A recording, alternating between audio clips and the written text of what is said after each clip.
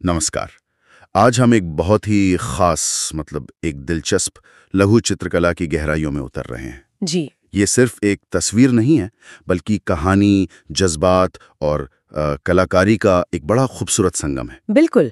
Miniature paintings में अक्सर ये गहराई मिलती है। हाँ, तो हमारे पास देखिए इस पेंटिंग से जुड़ी कुछ बुनियादी जानकारी तो है, जैसे इसका नाम, कलाकार कौन है, कब बनी, किस स्टाइल की है। जी। आज हमारी कोशिश ये रहेगी कि इन तथ्यों के जरिए हम इस चित्र के पीछे की कहानी समझें। हाँ, कहानी को खोलें। हाँ, और इसकी कलात्मक खूबियों को सराहें और इसमें जो गहरे मानवीय पहलू छिपे हैं उनको भी सामने लाएं। बिल्कुल, यही मकसद है। और ये कहानी, जैसा कि पता चला है, एक झूले से शुरू होती है, जिसमें प्यार है, जलन है, पछतावा है और फिर सुलह की कोशिश भी है। हाँ, बिल्कुल, जानी पहचानी मानवीय भावनाएं। बिल्कुल। तो चलिए मिलकर इस चित्र को परत दर परत खोलते हैं, देखते हैं इसमें क्या है। चलिए।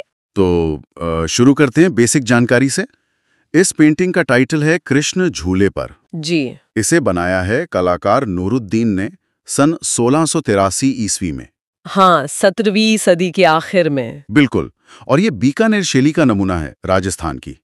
कागज पर वाटर कलर या टेम्परा से बनी है। जी, पानी के रंग। और आजकल ये नई दिल्ली के राष्ट्रीय संग्रहालय नेशनल म्यूजियम में है। हाँ, वहाँ देखी जा सकती है। ये तो हुए तथ्य, लेकिन इन तथ्यों के पीछे क्या कहानी है, खासकर ये बीकानेर शैली और 1683 का समय, इसका क्या महत्व है? देखिए, ये जानना बहुत जरूरी है कि ये चित्र सिर्फ नूरुद्दीन की अपनी कल्पना नहीं है।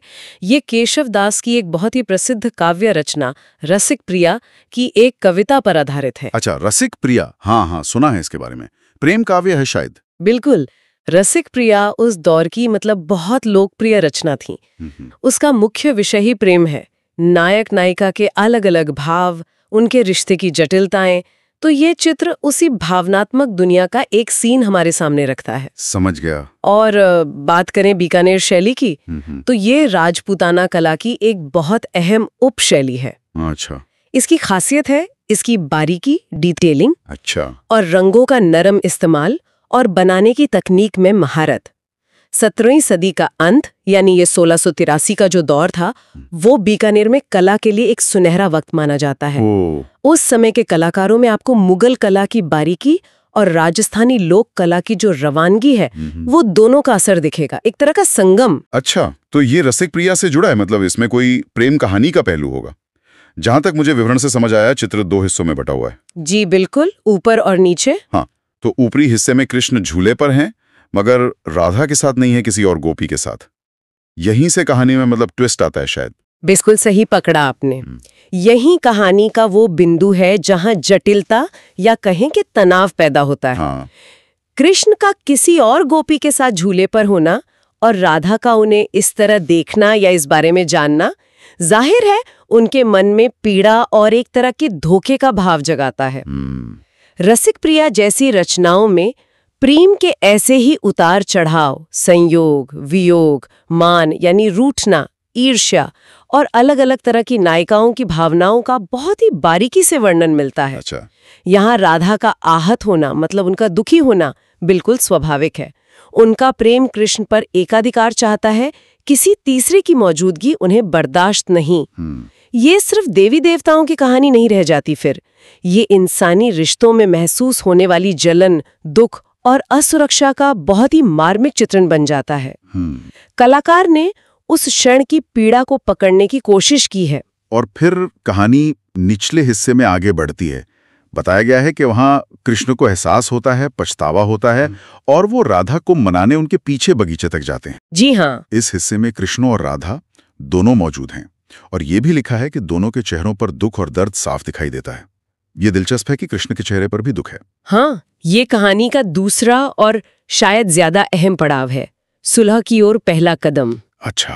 कृष्ण का पश्चाताप, उनका अपनी गलती मानना और राधा को मनाने की उनकी कोशिश, ये दिखाता है कि रिश्ते में गलती मान लेना और उसे सुधारने का प्रयास कितना जरूरी है।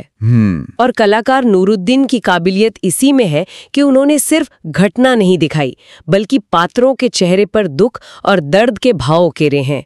ये उनकी भावनाओं की गहराई को दिखाता है। जी। निचले हिस्से में दोनों का एक साथ होना मगर फिर भी चेहरों पर उदासी, ये शायद उनके बीच आई भावनात्मक दूरी को दिखाता है जिसे वो मिटाने की कोशिश कर रहे हैं। हाँ, मतलब अभी पूरी तरह सुलह हुई नहीं है। बिल्कुल, ये महज रूठने मनाने का खेल नहीं बल्कि रिश्ते में आई एक दरार को भरने की गंभीर कोशिश है। इसी निचले हिस्से में एक और गोपी का भी जिक्र है। उसके हाथों के इशारे के बारे में कहा गया है कि वो जैसे अपनी उपस्थिति या भूमिका पर जोर दे रही हो, appears to assert her being a part। इसका क्या मतलब हो सकता है? क्या ये वही गोपी है जो झूले पर थी? हाँ, ये एक दिलचस्प और थोड़ी कह सकते हैं रहस्यमयी बात है।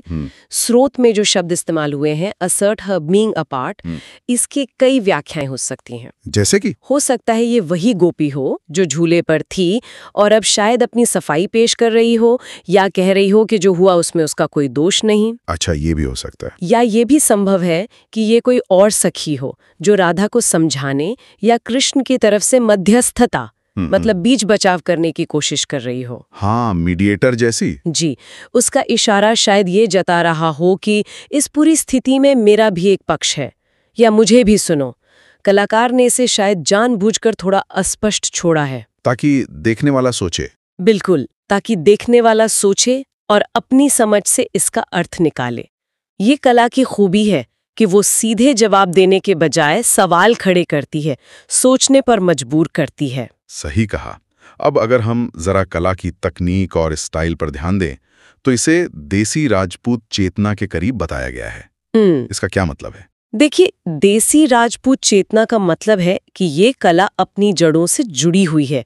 इसमें उस क्षेत्र की यानी राजस्थान की स्थानीय संस्कृति, वहाँ की लोक कला परंपराओं और सौंदर्य बोध की गहरी छाप है। मतलब लोकल फ्लेवर। हाँ, बिल्कुल। ये पूरी तरह से दरबारी या सिर्फ मुगल प्रभाव वाली कला नहीं है। इसमें एक स्थानीयता है, एक अपनापन है। लेकिन साथ ही ये भी लिखा है कि इसमें लोक कला के तत्व तो हैं, पर बारीक रेखांकन है, फाइन ड्राफ्ट्समैनशिप। जी, तकनीकी कुशलता है और नरम हल्के रंगों का इस्तेमाल है। रेखाएं पतली और तीक्ष्ण हैं। ये सब कैसे जुड़ता है? यही तो बीकानेर शैली की खासियत है। इसमें वो संगम है जिसकी मैं बात कर रही थी, स्थानीय पहचान और बाहरी प्रभाव का। बारीक और तीक्ष्ण रेखाएं चित्र को स्पष्टता और एक नजाकत देती हैं। हाँ। नरम रंगों का प्रयोग भावनाओं की कोमलता और गंभीरता दोनों को उभारने में मदद करता है। ये दिखाता है कि नूरुद्दीन एक कुशल कलाकार थे जिन्हें तकनीक पर महारत हासिल थी। और डिटेल्स का भी जिक्र है। कृष्ण के पहनावे में मुकुट और गहने हैं। राधा और कृष्ण के पीछे एक गोल तकिया है। गहनों के लिए सफेद रंग का इस्तेमाल हुआ है। जी, ये सब विवरण न केवल चित्र को सजावटी बनाते हैं बल्कि हमें उस समय की मतलब 17वीं सदी के पहनावे, साज सज्जा और रहन सहन की झलक भी देते हैं। हाँ, उस दौर की लाइफस्टाइल पता चलती है। बिल्कुल, ये छोटी छोटी चीजें उस समय की दुनिया को हमारे सामने एक तरह से जिंदा कर देती हैं। गोल तकिया, गहनों को सफेद रंग से उभारना, ये सब उस दौर की कला की विशिष्टताएं हैं। और चित्र को 2 हिस्सों में बांटना, ये सिर्फ कहानी कहने का एक तरीका है। ये लघु चित्रकला में कहानी कहने का एक बहुत ही कॉमन तरीका था। इसे हम कंटिन्यूअस नरेशन या घटनाक्रम चित्रण कह सकते हैं। अच्छा। एक ही फ्रेम में कहानी के अलग अलग समय या घटनाओं को दिखा देना।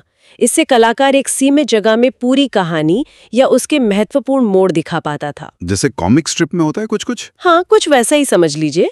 ऊपरी हिस्सा कहानी की शुरुआत या समस्या को दिखाता है और निचला हिस्सा उसके बाद के घटनाक्रम या समाधान की ओर बढ़ते कदम को। ये देखने वाले को एक क्रम में कहानी समझने में मदद करता है। समझ गया। अब आते मानवीय मूल्यों पर।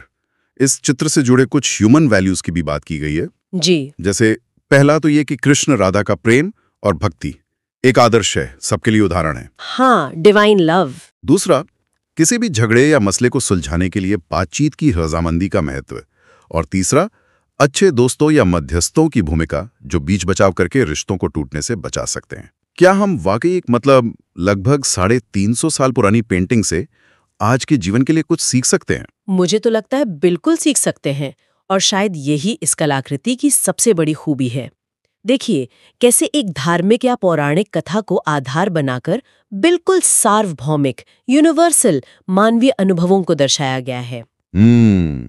पहला बिंदु आपने कहा कृष्ण और राधा का प्रेम आदर्श है, पर इस चित्र में उसे पूरी तरह से मानवीय धरातल पर दिखाया गया है।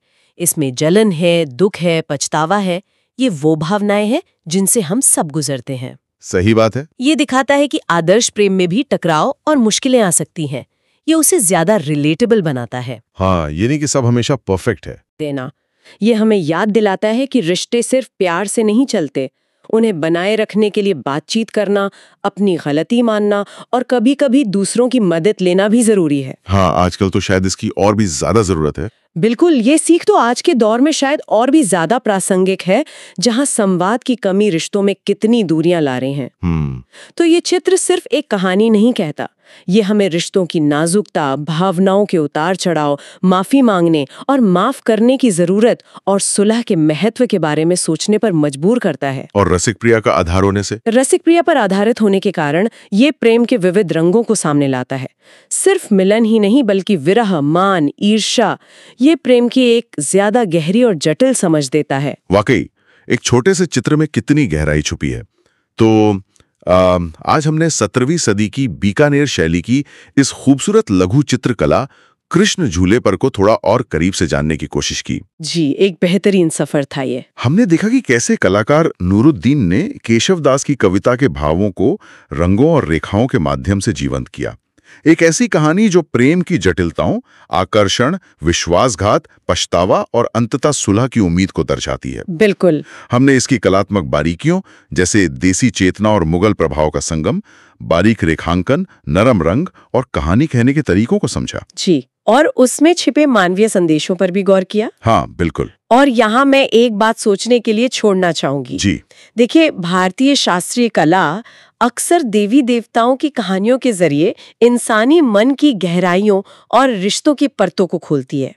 जैसे इस चित्र में दुख, दर्द, पछतावा जैसी भावनाओं को चेहरे के भावों और शारीरिक मुद्राओं से दिखाया गया है। हाँ।